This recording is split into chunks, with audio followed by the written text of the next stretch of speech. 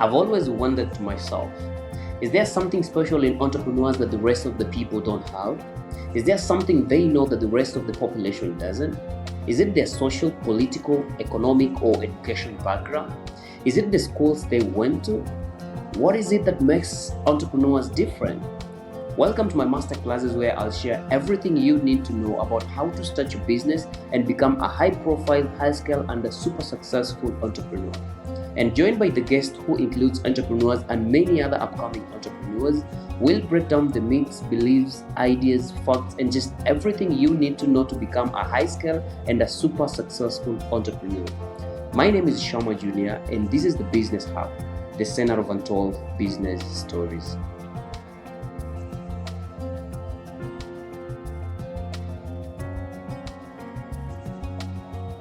How is it that we attend dozens of business conferences, business summits, and lots of workshop events, and yet we still don't seem to be caught up as business people? And how is it that we invite dozens of business advisors to speak to us and even our employees on how to be productive as a company, and yet we still don't seem to be making any profits as a business? And how is it that we watch dozens of videos on YouTube and read tons of articles on how to start and run your businesses successfully, and yet we still don't seem to be making any profits altogether? And the reason is everything we know about business psychology is actually wrong. And personally, I started to realize this a couple of years ago when my brother and I decided to run a school business, and it was a kindergarten, I remember, somewhere up country. And, whatever it is we are trying to do in this institution was just to set a totally different level when it comes to, the standards of education and trying to compete all the competitor, in that specific locality. And so whatever it is we were doing is, the standards and the class and everything, just trying to target the middle class as far as, education is concerned. So looking at whatever it is we did at that time, we had a van that used to, pick kids to and from school every single day. We had, the menu for their meals were, was a bit special. The meals were different from, most of the schools around. And, just the general day-to-day running, the teachers were properly trained and everything was superb as far as the school is concerned. And I can confirm to you today that everything was, super successful. The teachers were happy, pupils were happy, the parents were happy. Everyone within the school compound was just happy about it. And that went on until exactly about 4 months later, when we were not able to pay the teachers on time, when we were not able to facilitate the fuel for the van, and when we were not able to even afford the meals for the kids in the school. And I remember at that given moment, things got really thick on my side. I remember, I was not even able to pay my bills back at home. I had rent arrears of up to 2-3 months, actually. I had debts with the suppliers. Things were really thick. At some point, even teachers went on strike. You can imagine, in a span of 4 months. So things got really thick. And, at this moment, I decided to call my brother because at that moment he was out of the country. So I called him and I was like, hey, bro, this is not just working the way I expected. It's really not going the way I expected it going to go. So I was like, I think we just need to drop everything and just close the school. And I remember my brother traveled back to the country, I think 3 days later, and we had the meeting about it, and we were just discussing on the way forward, on how we're going to do everything and how we can salvage the whole situation. Although on my side, I had given up. I was like, I can't just do it anymore, and it's not the right thing to do. I remember my brother came in, we had a meeting, and at the end of about 3 hours meeting, my brother looked at me in the face and he was like, hey bro, I don't think I'm giving this up. If you feel like it's time for you to give up, I'm not giving up. And at that time, I was already fed up with everything. Things were not working as far as, I expected. And so I just gave up everything. And true to his words, he went into it. He changed the name of the school, the logo, the uniform, brought in new teachers, and everything in the school just took a totally different turn altogether.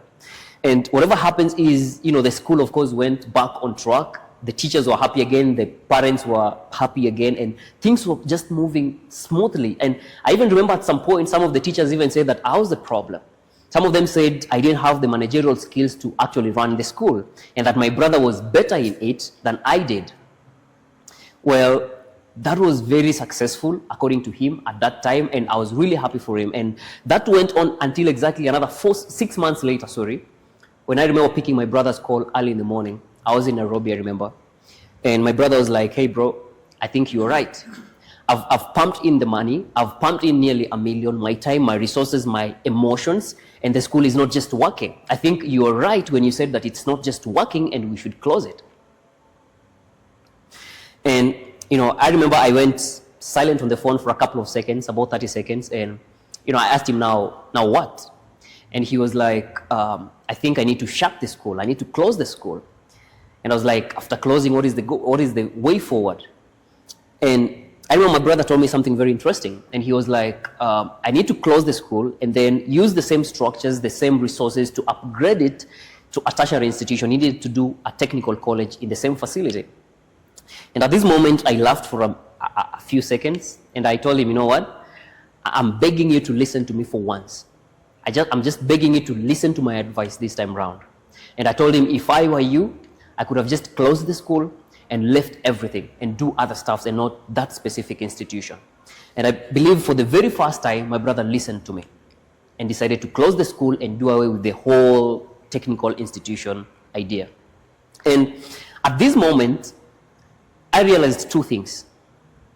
The first one is that I myself, I don't think I'm doing any school business again in my life.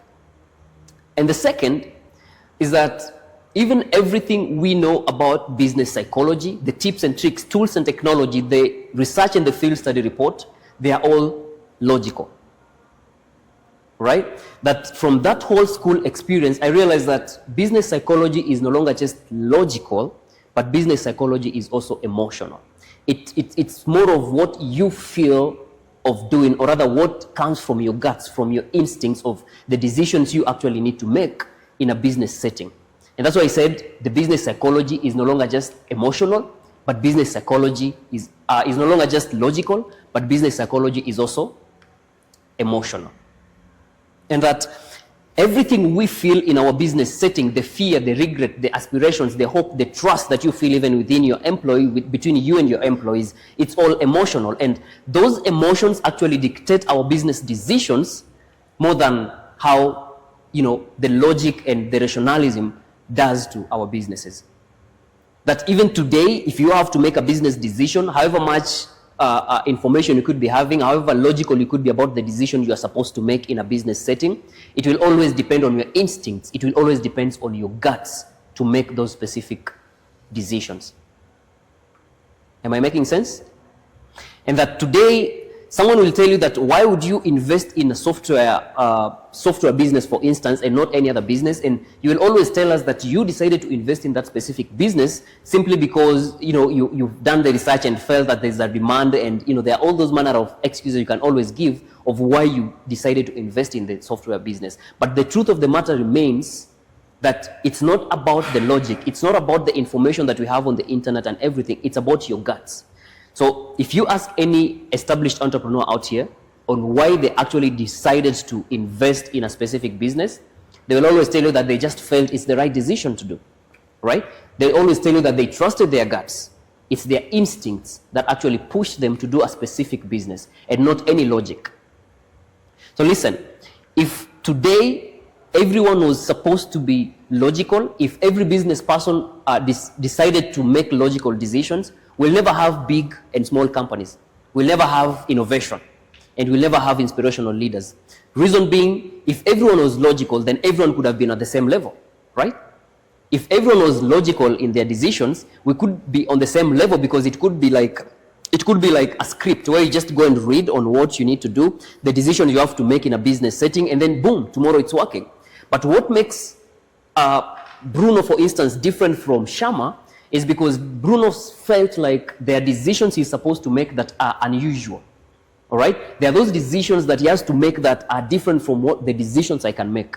And the reason why he can tell you why, maybe if you ask him today, of why he made those decisions, he will always explain to you that he just felt that is the right thing to do.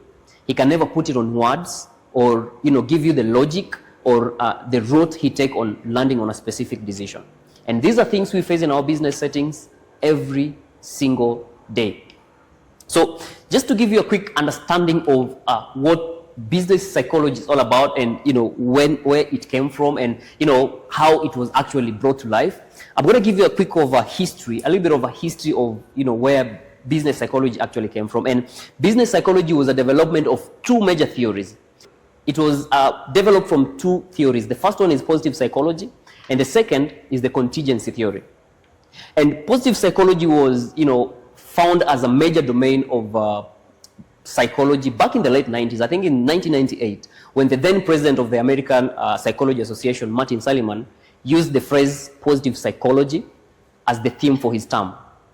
And positive psychology just tells us that, it's just like a reaction against past experience that encourages emphasis on happiness or positivity.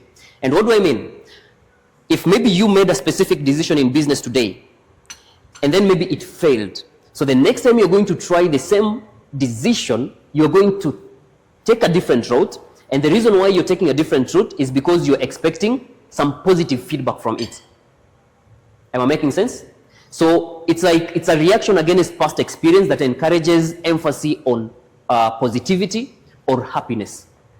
And the second pillar of business psychology is what we call the contingency theory. And the contingency theory just tells us that there is no better way of making a decision, but instead, the optimal course of action is actually dependent on internal or external factors. And these factors, in fact, are also dependent on a very important aspect of it, which is in communicative strategies.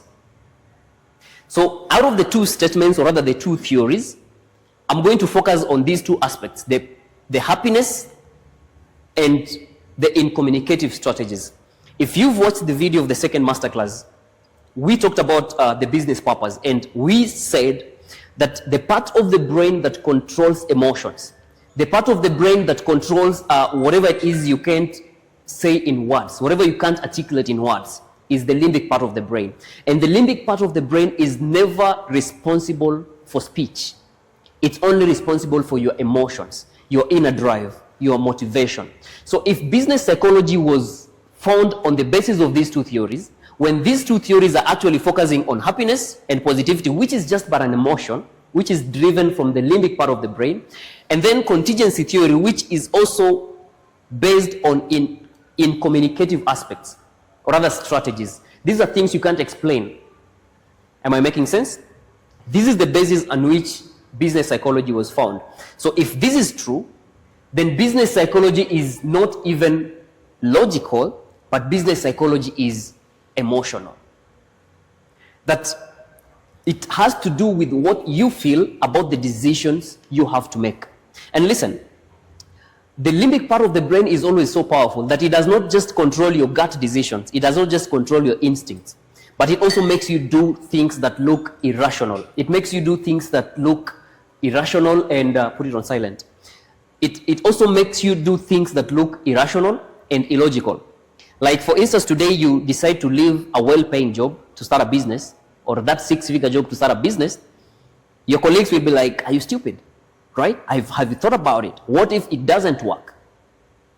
And that is based on emotions, because you are looking at things from a different angle altogether. All right? That is what we call business psychology. So today, business psychology is no longer just logical. There is no specific route that you're going to tell us that if you take this specific route, things are going to work positively, all right? Things are going to be positive on your side, and the business is going to be booming and it's going to be profitable. But it's more of emotions. If you ask a business person, again, of why they made a specific decision that worked for them, they'll always give you one word reply. I just felt it's right, all right? I trusted my instincts, or I trusted my guts. The reason why they trusted their guts is because they cannot even explain why they took that specific route in the first place. Are we together? And that reminds me of, a couple of days in my office. There's this client that called on a Monday morning, and he was like, I need your services. And we took him through the whole discussion of, what we do and how we do it. And he was actually convinced, and he told us to, proceed and do the quotation, and which we did, by the way. And, a couple of minutes later, the quote was ready. We sent the client, and the client was okay with it. So the client goes silent for a couple of hours, about 6 hours, and then exactly 6 hours later, the guy comes back and is like, hey, I've already made the payments. So I call the accounts, and she confirms the payments have hit the account, and in fact, he paid with an excess of 100,000, full payment. So at that moment, I take the phone and I call my MD, and I'm like, there's this client that called in the morning. We've done the process. He made full payments, and in fact, he made payments with an extra of 100,000, but it's not just making sense to me. And I remember my MD was, went silent on the phone, and she was like, now what? How is that a problem? To me, I was like, I feel there is a problem here. The reason why I feel there's a problem is that it doesn't just feel right. Of course, the client have done the right thing. He've made the payments as expected, and everything is just flowing. But to me, it doesn't make sense based on my feelings and how I've been handling all other clients.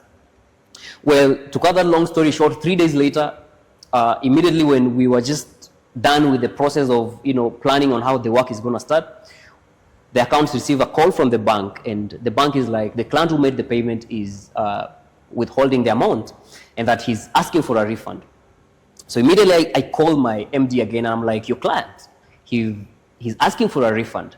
And I was like, however much straightforward the client would be, or however much logical it could be about how you handle your clients, to me, I felt like it was not just making sense, because there is that logical process that we also have. We have to follow in a company before you can end up having a deal that a client is making payments. It was not just making sense. So initially when I made the call, she was like, it doesn't make sense. She doesn't care of how I feel as long as the client is doing the right thing. And that just explains to you that however logical you could be with your decisions, however right your clients could be, sometimes it's so much of how you feel about the whole experience. It's so much of how you feel about the whole situation that matters. And that's why we are being told on the previous theory we are having, that the optimal course of action is dependent on communicative strategies. That however much logical you could be on how to make your decision, even if the client followed the whole procedure, the final decision depends on your instincts, your feelings. Am I making sense? How many of us here voted in 2022 general elections? Maybe some of us or all of us. The question here is, we had a number of candidates, right? All of them had their all manifestos on whatever is they're supposed to do to us. So why did you choose candidate A and not candidate B? Why? Why do you think you chose candidate A and not candidate B if you did vote? Just feel like exactly. you can do the right thing. It's a feeling, right? It's not something that is coming in the right order. And that is the same thing that we have in our business setting. That it's all about the feeling that we have in our business setting that actually dictates how we make our business decisions. All right? In fact, I'm even tempted to say that there is no such thing as business psychology, but really there is business emotions. Because we've seen right here that business psychology was developed from two major theories, and the two major theories are anchored on emotions. Right? And so if the two major theories were anchored on emotions, then the same DNA we are using it to interpret what we call the business psychology. So I feel like there's no such thing as business psychology, but really there is business emotions, because it's the emotions that actually drive how we do, or rather make our decisions in the business setting. Am I making sense? So listen, if we make a conclusion that maybe we are having what we call business emotions, then the very first thing you as an entrepreneur you need to understand is how to manage your business emotions. Because it's the way you manage your business emotions that is going to dictate the outcome of your business decision. Because business psychology is all about the decisions we make in a business setting, right? It's how you interpret and predict what the outcome of every decision you make in a business setting. And so here's the point. Under business emotion, we have two major aspects of business emotion that is common in all business people. And this is where this discussion is getting interesting now. There are two aspects of business emotion that is common in every business person, right? The first one is discipline. And the second is risk-taking. That any entrepreneur from any part of the world when you decide to venture in any specific business, you must be disciplined and you must be ready to take risks. And this is where we start this discussion. That's why when we started the discussion, I asked a question that you need to look at business psychology from the investor's point of view. You need to look at it from the business owner's point of view and not from the company's point of view, because a company is an organization. Sorry. The company can never be disciplined, right? Because the company is your employees, your clients. They can never be disciplined on your behalf. The same company will never take risks on your behalf. It is the business owner. It's the owner of the business that will be able to take risks so that their employees can maybe enjoy or rather get, the salaries, or, the clients can be satisfied through taking the risks. Right? So these are two major aspects, and I need you to put this down because it's something very important that most people don't know. Or we know about it. Of course, there are terminologies we are conversant about, but we don't put it into action every single day. Before you can invest in any business, you must be disciplined. You must understand when to invest and when to stop the investment. You must also be able to take risks. You must know the level of risk that you need to take and when to stop taking risks. Because again, sometimes it can get into what we call greed. If you take too much risks, you'll be greedy. Am I making sense? So I have two other theories that I need us to go through. And the reason why I'm talking about these two theories is because, anytime I read about them or I think about them, I always, look at it from the base camp point of view. And these ones, I always consider them as my base camp in anything I do. So here's the question. Have you ever had anyone going for a mountain hiking or something? Or anyone of you have taken part in it? So here's the point. Anytime someone is going for a hiking, a mountain hike, what happens is you always go somewhere at the base of the mountain. You set up something like a base camp where you'll always leave someone there. And this person will always act as, will always come in as a backup plan. If there is an emergency or there's some food that is needed or anything that is required, this person will always come in handy to help in the same process, right? So this is always the base camp, and the base camp will always help you to, re-engineer your mind, or rather your mindset, to remember why you even started in the first place. So these are two major theories. Having the two aspects of business emotions in mind, we have the first theory, which is called the regret theory. And as you're taking risks in business, you must be able to interpret what the regret theory talks about. And it is that an individual either rejoices or regrets after making a decision, and that the anticipation of the feelings affects your business decisions, right? That anytime you feel like you need to start a business, you need to invest in a specific business, you always have two options. You're either going to make a loss or a profit. True or false? Right? You're either going to make a loss or a profit. And that is the basis of the regret theory. So this is just a base camp where, when you're already deep into business, it should be reminding you every single moment that you got into this, knowing very well that you're either going to make a loss or make a profit. And the second is what we call the regret avoidance. And regret avoidance, this is where business people refuse to admit regret after making a poor business decision. So you invested in a business, it didn't work out for you, and then you refuse to admit that you've lost it, right? That is what we call regret avoidance. So I'm going to talk, I'm having a table here. So I'm just going to explain to you the relationship between the base camp, the emergency alert, which are the business emotions, the aspect of business emotions, and the anticipation, because anytime you're starting a business, of course, aspirations are always the lead of it. You always start a business because you have a motivation. You're aspiring to make profit or to succeed in the business space, aspirations, right? And then in the process of starting a business, after you aspire, you have the resources, you have the money to invest in the business space, and everything is working for you, you are most likely to be anxious about it just before you start. Or you fear about it. You fear that maybe it might not work out for you. And that's why I said, sometimes when you're leaving your well-paying job to start a business, your friends will always ask you if you're stupid. Or what if it doesn't just work? That's where fear comes in. On the flip side, you could have everything, all the resources, all the time, all the money, all the emotions, And then you become overconfident about it. So that is it. The third one is the greed. Because if you are overconfident about it, you are most likely to be greedy in that business space. Or sometimes, if you fear you get into the business space and it doesn't work out for you, and the business starts collapsing, and now you feel like you still need to add in more money to just stabilize the whole business, that is also greed, in other words. And if you're greedy about your business, you'll definitely go into regret, because greed is not anything positive. So at the end of the day, the feedback will be regret. Those are the anticipation. These are things we expect in any business. If a businessman comes to you today and tells you, I'm aspiring to start this business, it's normal. You expected it. If they come to you and tell you, I'm anxious about starting the business, or I just fear starting it off, it's a normal terminology among business people. If they come and tell you, or rather, of course, someone cannot tell you they're greedy. You'll always see it in them. If you see someone and feel like they're greedy about whatever it is they're doing, it's normal. It's something you expect. And then if you see someone who is greedy in a business space, of course, they are going to regret. They're going to fail. They're going to make the losses. All right? So it's an anticipation. So here's the point. Okay.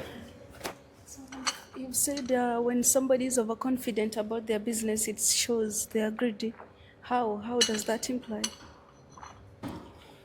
I said overconfidence is a specific aspect. I'm going to talk about it in the next page.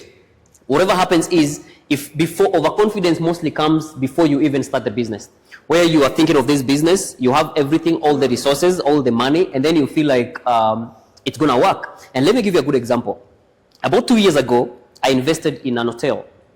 And I remember when we were doing this investment, we actually invested in it because we have a friend who was actually doing the same business. So we had a sit down with a friend, and he was like, I always make 10,000 every single day in my business. And now we went down on our calculation, and we're like, if he makes 10,000 a day, and for us we're just starting, I feel if we invest and we expect to make like 2,000 a day, we are still okay, because we don't expect to make as much as he is, because he's been in business for long enough.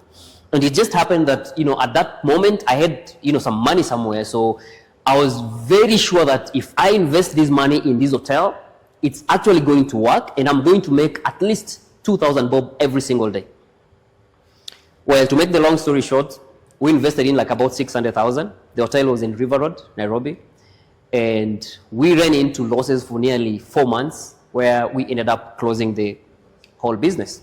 And the reason why we even closed in the first place was because our aspirations were so high. When you have high aspiration, you become overconfident about whatever it is you're doing. And the more you become overconfident about it, you're going to ignore all the red flags. And the moment you start ignoring red flags in business, you are just but greedy. Am I making sense now? Good. So here's the table.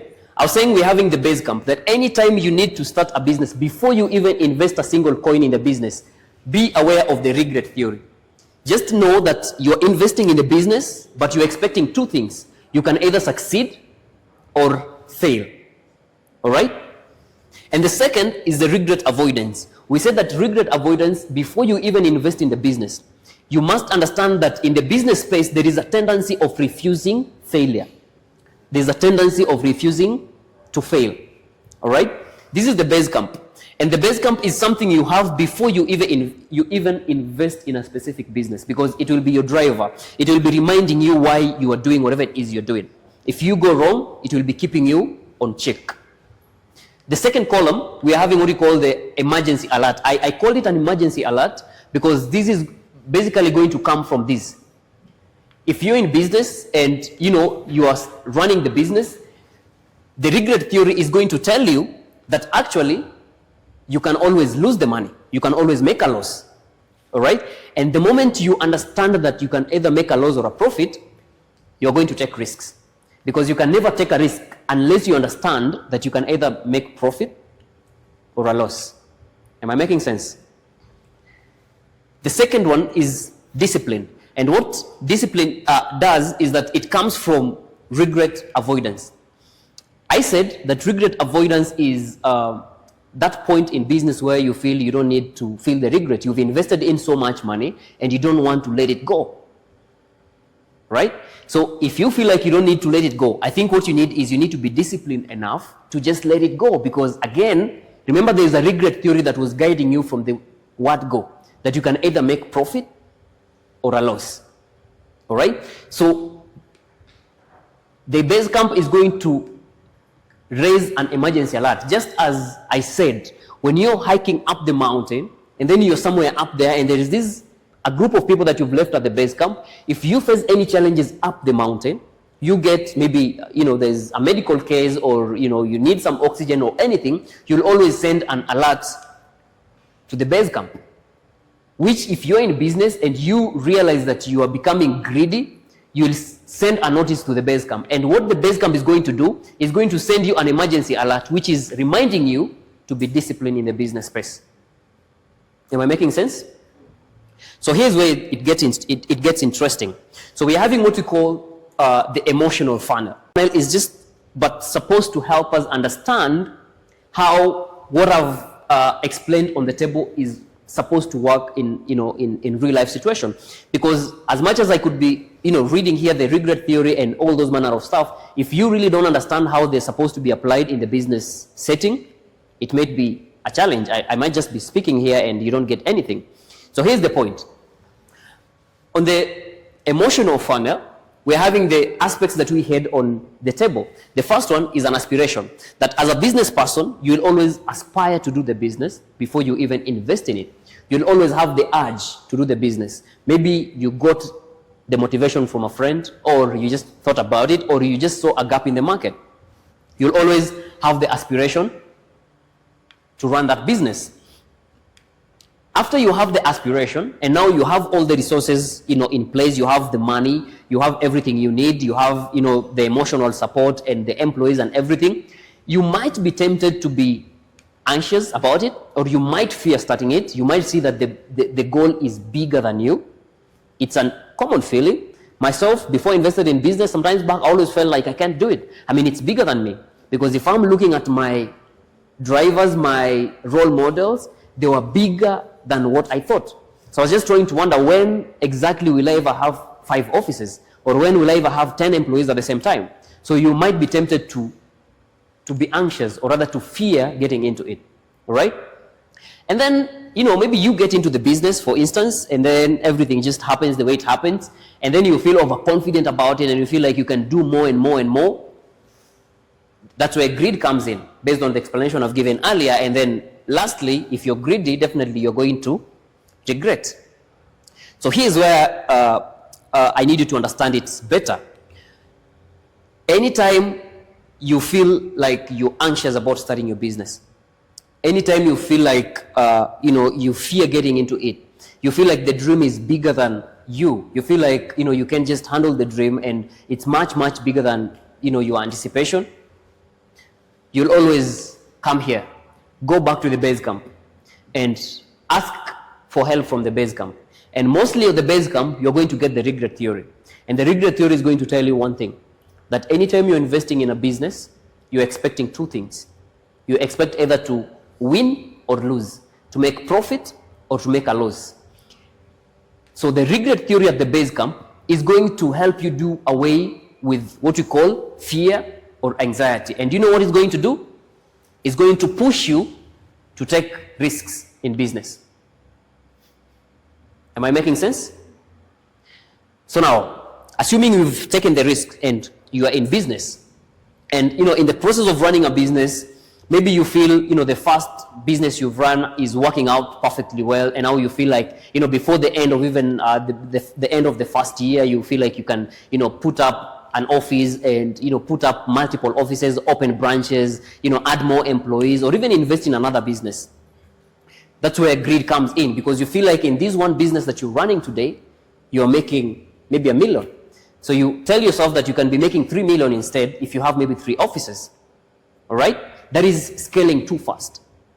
Because again, remember, there is a stage in business. There are those indicators of whether your business is working or not working. You can start a business today and then 2 months later, maybe you've gotten some fortune in the process, and then you feel like you can just scale, or maybe you've gotten a deal worth $1 million, and then you feel like you can do a very big office. You also need to ask yourself, what is the sustainability aspect of what the decisions you're making? And if you don't ask yourself those questions, that's where greed comes in, right? Because remember, you can only survive business, you can survive a business within the first 180 days, and by the first 1,800 days, and by the first business downfall. But if you can survive business within the first 6 months, that it means you invested in the right industry. If you can survive business for a half a decade, which is the first 1,800 days, then it means you have reliable employees, reliable clients, and a working system. And if you can make a comeback into the market without thinking of going back to the employment after that business downfall, then you're most likely to succeed in the business. So there are so many aspects you need to consider before considering yourself greedy. And greed also comes in when you start the business and things are not working. Maybe you start the business and you just keep on making the losses. And that's a good example I gave, the story I started with, when you were running the kindergarten with my brother, where, we put in the money and the first round, it didn't work, right? And then when I was just about to close it, my brother comes in and is like, no, we can't just close it. You've invested in the time, the money, the resources. So what we need to do is we need to add in more money. We need to push in money and just reorganize everything for it to work, which at the end of the day, it didn't work. That was purely greed, because the only way you can decide to pump in more money in a collapsing business is when you are actually greedy about it. You feel like you can always work on it, and that's where overconfidence actually comes in from the other aspect that you had. And then, of course, if you're greedy, what do you expect? You expect to fail in business. That is the matrix. So if you're actually greedy about it, you fail in business. But if you get yourself in a situation where you're greedy, or you feel like you are over-investing, or you're scaling your business too fast, what you need to do is you need to go back to your base camp. Because we said that the base camp is the point of reference, right? So if you feel you're greedy, or you're scaling too fast, or you are over-investing in a business that is actually collapsing, that you keep on pumping money and the business is not working, first, second, third, sixth month, 1 year, the business is not working and you keep on pumping the money, I think it's time to go back to the base camp. And the base camp is going to remind you of what we call regret avoidance. And we just said that regret avoidance is a situation where business people refuse to accept regret. So maybe you could be funding a failing business just because you are not ready to accept regret. You're not ready to accept failure. That is regret avoidance. And of course, you regret, once you look at the regret avoidance and it reminds you the reason why you even started in the first place, it's going to remind you of the second aspect of why you're running the business, or the second aspect of your business emotion, which is actually discipline. So regret avoidance is just going to tell you that the reason why you keep on pumping money in a failing business is because you're greedy, and therefore you should be disciplined enough to understand the extent of your investment. All right? So our base camp is regret avoidance, and regret avoidance is going to remind you to be disciplined so that you stop being greedy. But of course, as I said, if you assume the red flags and the indicators of being greedy in a business, you're going to regret. But again, it's not a bad thing to regret, right? As a business person, remember what the regret theory tells us, that you can either succeed or fail in a business. So if you get yourself regretting, then it means you failed in business. So it's not a bad thing. What you need to do is just go back to your base camp. And what is your base camp? Regret theory. And what is the regret theory telling you? That you can either succeed or fail in business. You can either make a loss or a profit in business. And once you are in that position, whether you're regretting, you're going to console yourself and be like, of course, I made the decision. I knew that I can either win or lose. So do you know what that is going to do to you? It's going to tell you to be disciplined enough to let that business go. Because you cannot continue funding a failing business over and over again and expect it to work. All right? You'll just be draining. And by the way, this is the reason why you see some of the business people out here who work so hard day and night and they never grow. I know of a friend who's been doing a business for like 5 years now, doing the same thing over and over and over again, but he never increases the number of his employees, he's never expanded his office, he's never bought a new car, but he's in business, he's ever busy every single day. Why? It's because they actively fund a business that is making them, make a loss every single day, right? So you must be disciplined enough to let it go once you realize that you are actually regretting your business decision. But, well, again, human beings are human beings. You might choose not to be disciplined enough to let it go. So if you choose not to let it go, you will actually be suffering from what we call the regret avoidance syndrome. Okay? You'll be suffering in a situation where you are deciding not to accept that you are actually regretting, to accept that you've actually failed. Am I making sense? Okay. According to how I get it, somehow I understand it, greediness it's not supposed to be seen anywhere around the business. So apart from just funding the business, is greediness not okay when it comes to competition of the business? Because it happens in businesses. There is a very clear-cut difference between being greedy and being industrious to match the level of competition in the market. Greedy itself is not a positive thing, just based on the word itself, based from the definition. There is a difference between scaling and being greedy, because someone who is greedy is someone, you have two options of being greedy. Number one, it's either you are over investing in a business that is actually constantly making losses, and you keep funding it every single day. So, listen, you invest in a business. For instance, I give you an example of an hotel that, I opened. So, for me, I closed the hotel within 4 months. Someone else will see they keep on making losses every single day and they keep on pumping in the money. So what is the essence of pumping in the money every day when you're making a loss? On the flip side is that you come into business and the business is doing really well, right? And that you feel like, well, within 6 months, I've managed to do 1 office. So that means in the next 1 year, I can do 2 more offices. You get the point? That is not scalability, because scalability in a business, you always need to study your market. You need to understand, because you could be having that office out of a windfall. You could be having that office out of luck.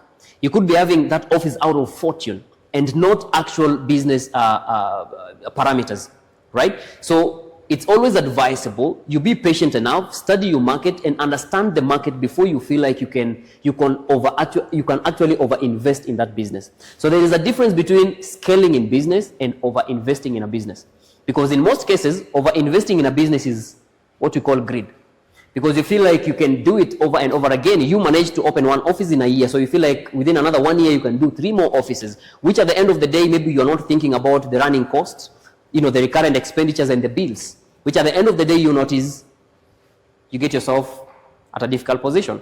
Am I making sense?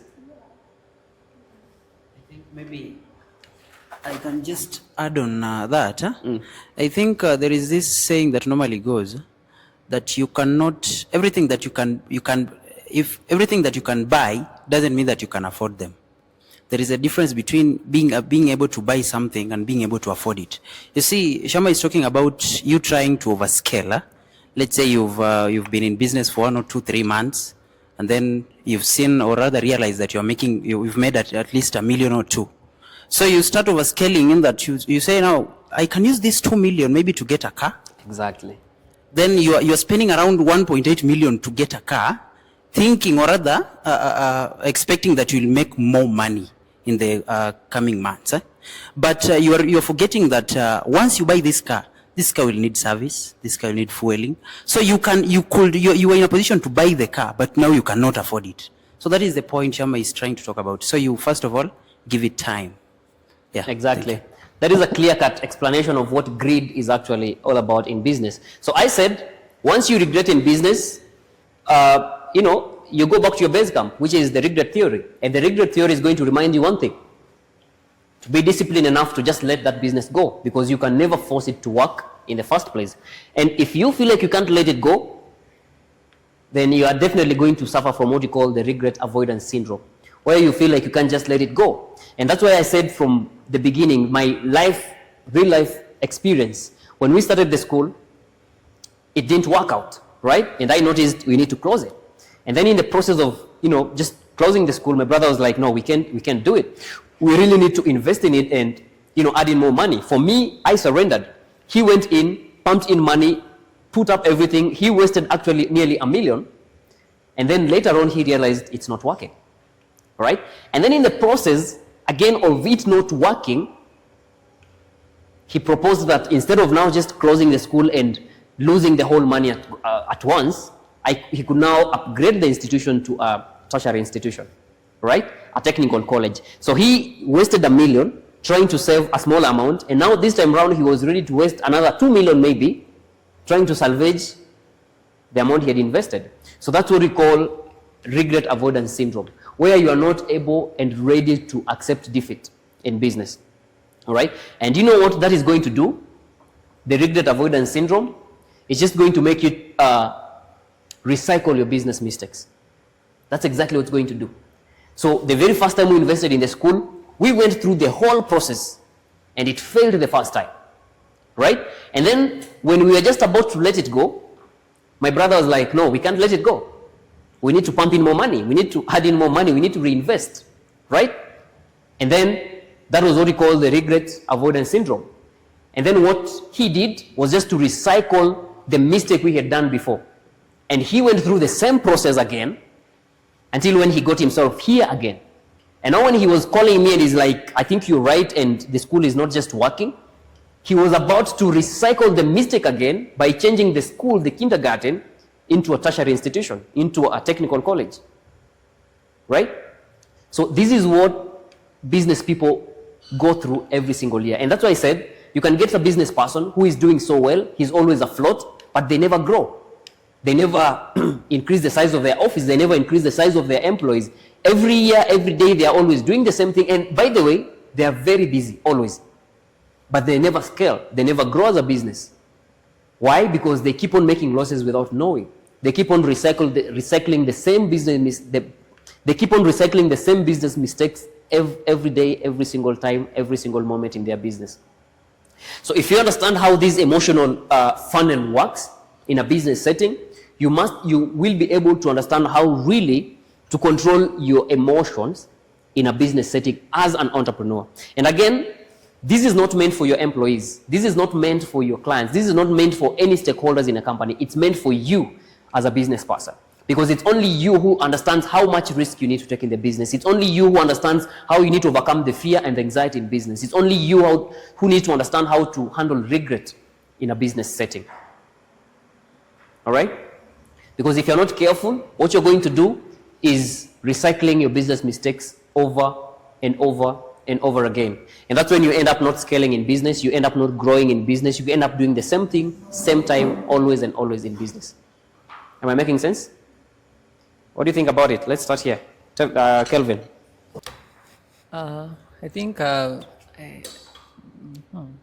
that's very important, especially on the part of greed and regret avoidance, because it's very true that at times you want to, you want to retry, something, and you feel like you are more than able to do it, and you end up ignoring some, some truths that maybe a certain thing cannot work.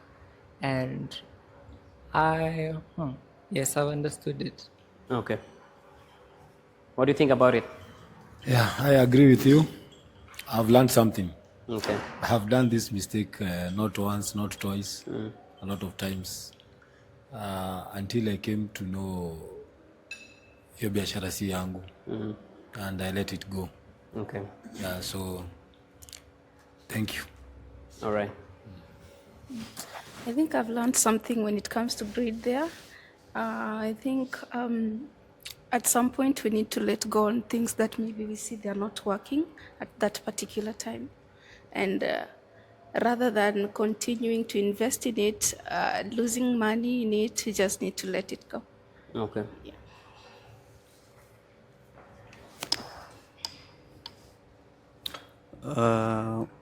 Personally, I've got a lot. Yeah, from the aspect of logic and emotions. Yeah, this is an area that we normally fall so much. And as much as it may apply in the business field, I think it covers a wider range in our lives.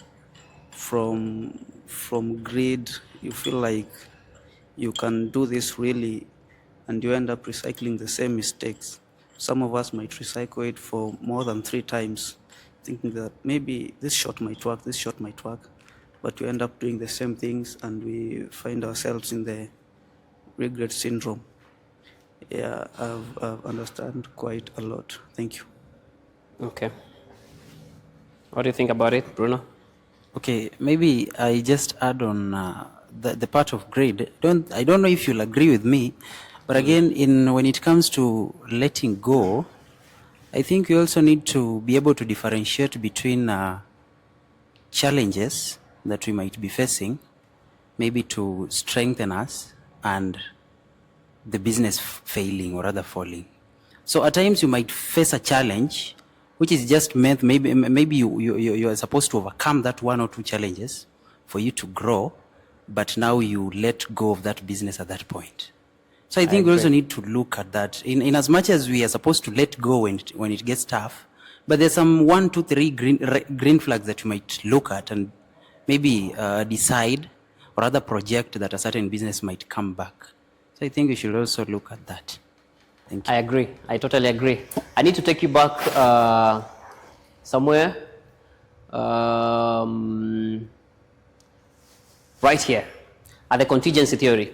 We say that there is no better way of making a decision, but instead, the optimal course of action is dependent on internal or external factors, which are also dependent on in communicative strategies. Right? You know, I gave you this example, and I'll repeat it again, that today, if you sit down with a business person and ask them why they made specific decisions in their business, they'll always tell you that they just felt it's right to do that, right? They'll always tell you that they trusted their guts, because it's not logical. Listen, today, if an employed person decides to leave employment, a 6-figure job to start a business, listen, all the colleagues will be screaming. They'll be like, are you stupid? Right? Because some decisions, there are decisions you can actually not explain in words. All right? You should have the feeling. And actually this statement correlates with the theme of the second masterclass we had, the business purpose. It was properly explained that sometimes there are some feelings you have as a business person that only comes from within. You are you as a business person, you are the only one who can explain why you are actually running the business. And in fact, you can't even put it in words. It's just a feeling. I'm sure there's someone who sits somewhere and asks themselves why you are even doing that business. I mean, you are good at other stuffs. Why are you just doing that and not anything else?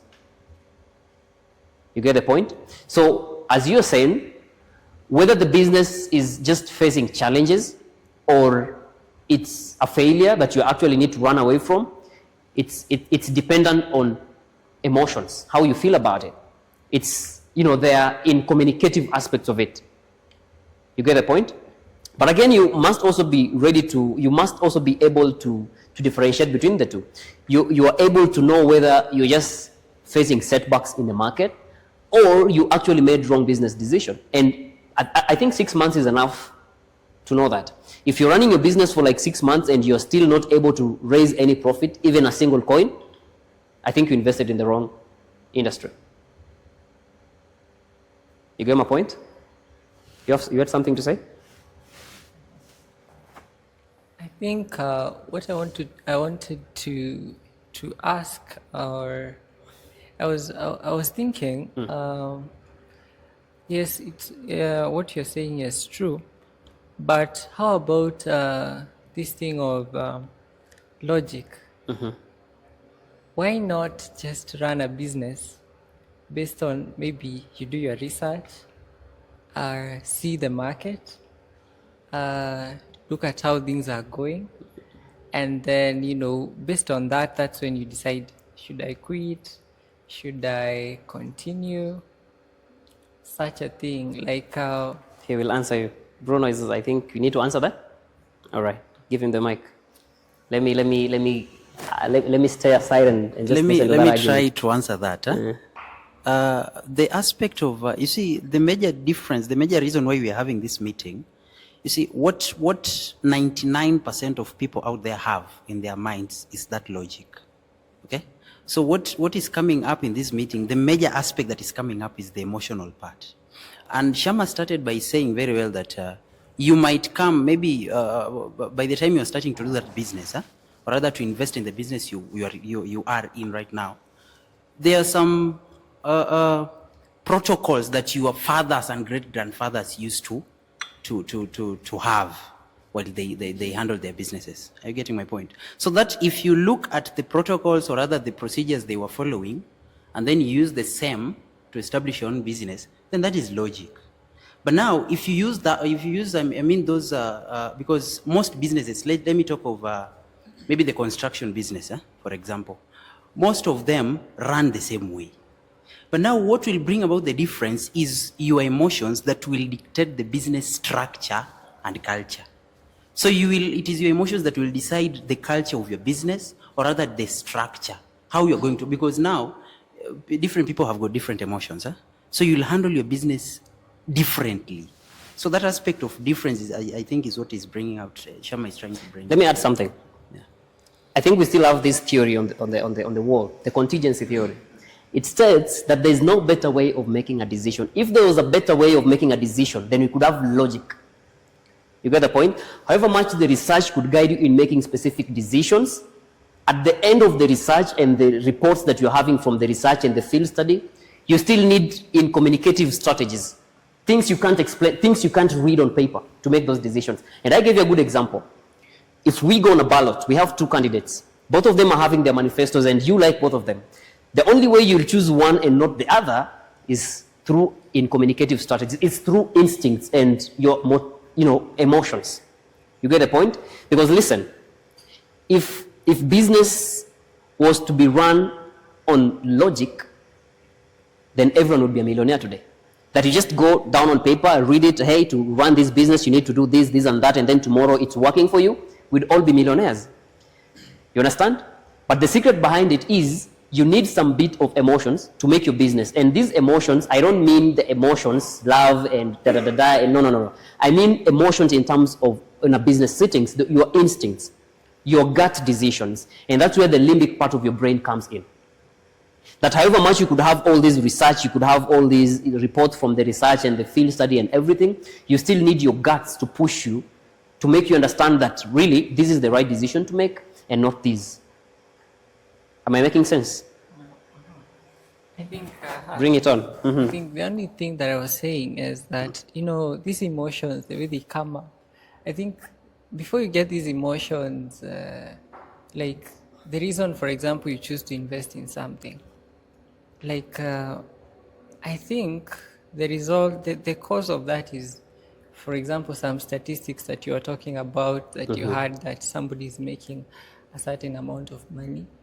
And the problem is, for example, in your case, maybe you did not do your research, or maybe you did not do research about the place you're going to start, or you are not well informed. But I was thinking about this example. For example, you look at maybe some startups. The way some startups work, you find that they take even 7 years, just constantly making losses. But I think what they think about is you find that the reason they are constantly accepting to make these losses, and the investors they are continuing investing more and more cash, is because they are looking at the future, and they are like, hey, if we are going to invest this, we're going to maybe get more users. We're going to get people to use the product, and later we can, now start thinking about how to make this profitable. So I was wondering, is it this logic, or because, or you actually make sense, but remember, businesses are different. Before you start a business, of course, you need to do the research. What you're talking about, you need to read the logic behind it, you understand? And you remember the statement I made right here, that business psychology is no longer just logical, but today business psychology is also emotional.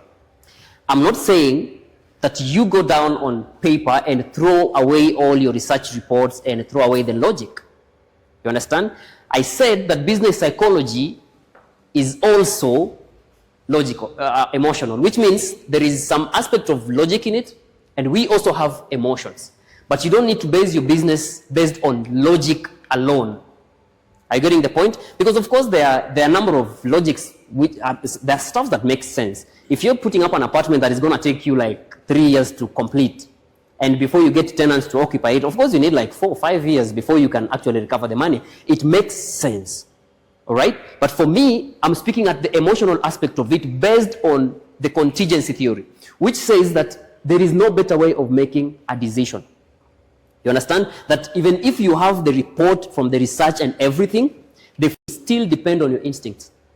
You are going to reevaluate it from inside and see that however much I have this report from the research and the field study, I think this is the right decision to make. Because remember, the report doesn't make decisions for you. It is your mind that makes the decision based on the report.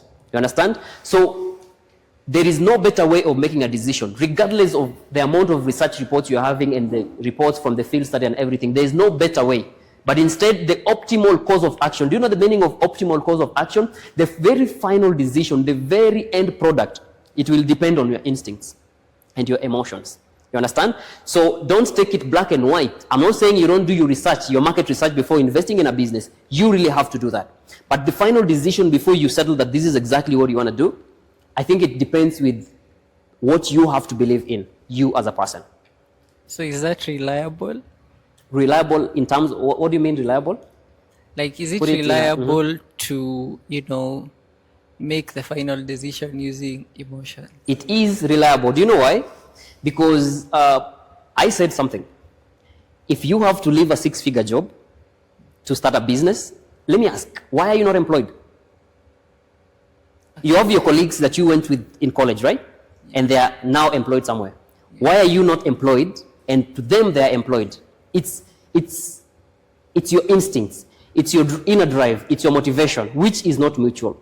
It's in you, but it's not in them. And that's why I said, if you have to leave a well-paying job to start a business, even your mother will really scream. And I remember I always, hear it from my mom. My mom will always be like, I need to go to school. Actually, she wanted me to be a doctor. And she's like, I need to go to school, be a doctor and get employed in a well-paying facility. And I'm like, okay, fine. There is being a doctor and there is being a business person. So however much she might not understand it from my perspective, but whatever I'm doing is 10 times better than maybe being a doctor. Are you getting the point? So the optimal course of action here. All right. I think I need to explain this as if I'm explaining it to a 2-year-old baby so that you can understand it. You have all your research reports. You've done your research, you need to invest in a software company. You've done your research, you know what the market requires of you and everything you need, the monies, the finances and everything. After you have your final reports, you're going to sit down and then you shut your files, keep it in a drawer, and then now it's between you, your mind, and the research report. Because again, you're not going to make your decisions based on the research because, circumstances vary. Maybe the report you're reading is from a research that was done in the USA. You are in Kenya. So at the end of the day, after reading the research reports and everything that you're having on paper, you have to close the files and put it somewhere in a drawer, and then, it's between you, your mind, and the report.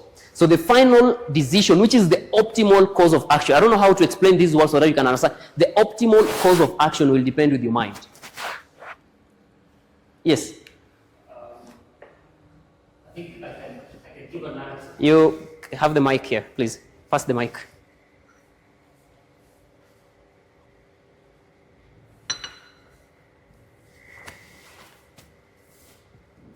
Allow me give a narrative that maybe might help understand. And I'll give a story. We have 2 gentlemen. There is Alex and Brian. They both want to start construction. Alex decided to go do a research, how to start construction, right? So he reads the papers, go through everything, reads the report from the National Construction Authority and everything. And then the other gentleman decided to build a unit, okay? You are doing research For him, he's decided, just let me build something. He builds it, takes it to the market, all right? And then he starts interacting with the clients. Remember, you're still doing your research. You want to get it pitch perfect, okay? For him, he didn't take time to do the research. He has the normal general information about construction and then decide to build something, take to the market. He's already interacting with the clients. He's already building network around it, all right? And by the time you're now coming to launch, remember, research papers are not done in a month or two. Maybe the paper you're reading, the research you're doing, is a document that was published 2 years ago. So whatever you're reading about your market is something that was 2 years ago. But in business, market shifts almost every day.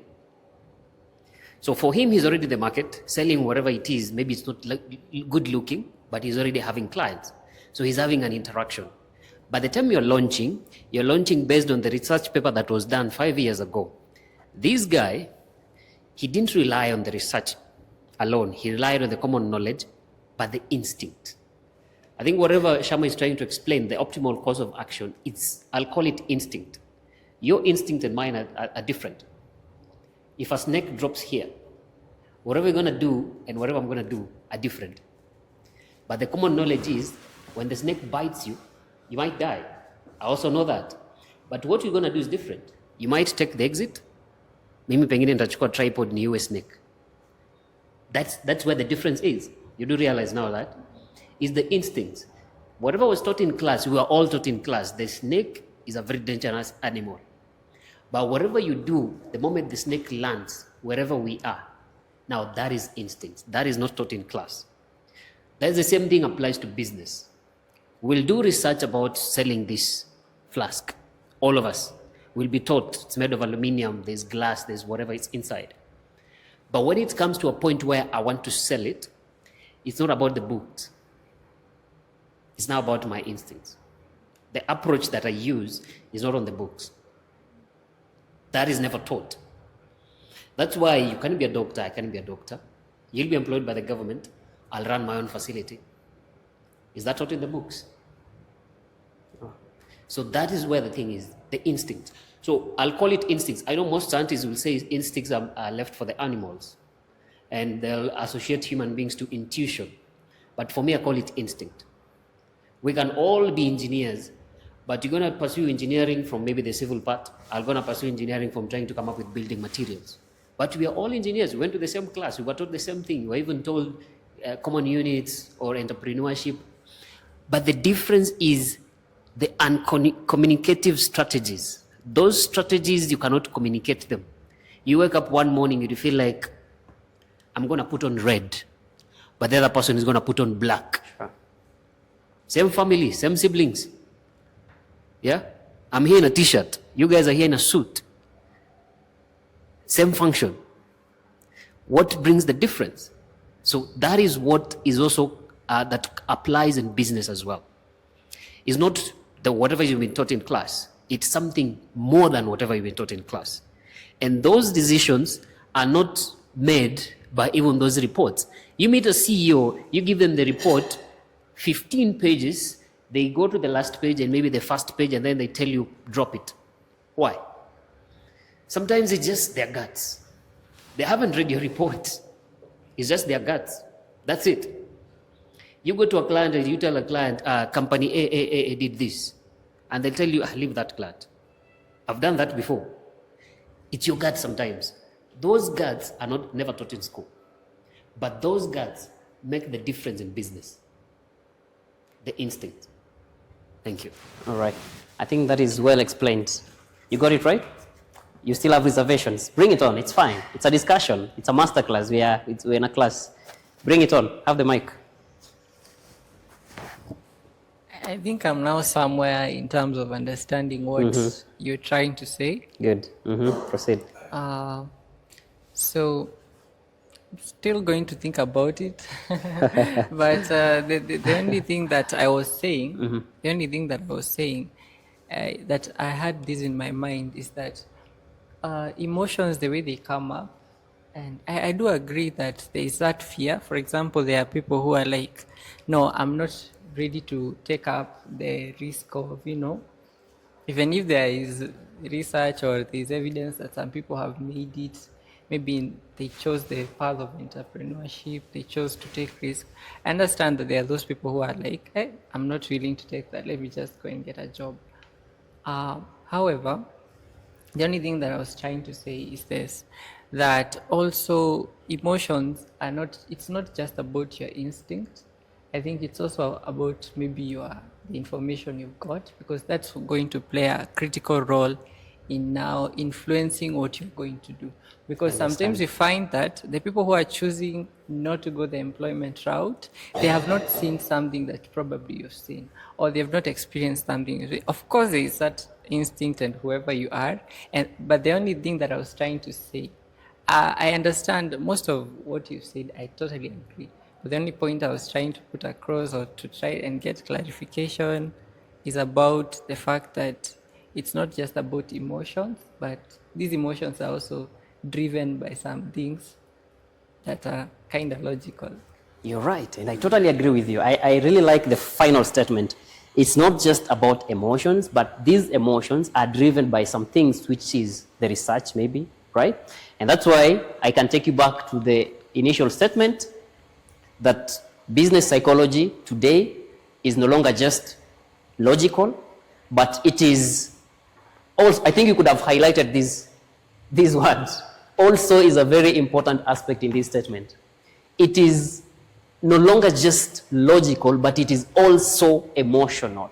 I didn't mean that now you drop the research reports and all the logic you have and just now start guessing. Okay, if you don't have logic when you're considering your emotion, then that will be guesswork. You get the point? Emotions only come when you're having some bit of information. I give you a good example. If you're going on a ballot and you have these two politicians, you are going to vote for politician A and not B based on your emotions that are based on the information that you already have about the two of them. You get my point? So if you have to look at it from the emotional aspect of it, that you have to leave all the information and forget about everything and just trust your instincts, that will be guesswork. You get the point? So however much you are having your emotions on board, you must also have the general knowledge of whatever it is happening, right? And the good example he gave was, when you're investing in, for instance, construction, there's someone else who is starting a construction company by building, doing a sample of it, and there's someone else who is going to do research, right? The difference is both of them are having general knowledge in the construction world. Both of them know what they want. It's just that one is deciding to be too logical, while the other one is trusting his instincts and testing the market with. You have something? Yeah. I just want to enlighten the gentleman. You see, when you're starting a business, and let me give you an example. You have an idea. You're looking for investors. Number one thing any investor is going to tell you, they're going to ask you, what is the story behind your idea? Do you know why they ask you the story? It's because when you are not emotionally attached to your business, it won't work. It's the emotion that brings the passion and vision. I'll give you an example. Tell me any startup that doesn't have a story. There is no startup without a story. If you look at Uber, if you look at all the money sending agencies from the US, there's a company right now that is $1 billion old in Nigeria. And it was started by a white guy. A white guy came to Nigeria to visit a girlfriend. When he was still in the country, he ran out of money. And so he needed money from Germany. He couldn't get cash. By the time money was coming, 50% of that coin was already taken up by the service providers. So he felt that is too expensive. He cried actually. Literally he cried because he could not afford the air ticket anymore. So they had to send money again the second time. So he felt, no, we can always find a cheaper way to do this. So he committed his energy, his emotion. He didn't travel back to Germany. He stayed in Nigeria to try and come up with a way to get a cheaper and affordable means of sending money to Africa. Right now, the company is $1 billion worth. If you don't have emotion attached to your business or a startup, it won't succeed. Do you know why? You'll wake up one morning, you don't have a coin in your pocket, clients are calling, and you're stressed up. what you're going to do is just close everything and try and figure out something else. So it's the emotion that drives you.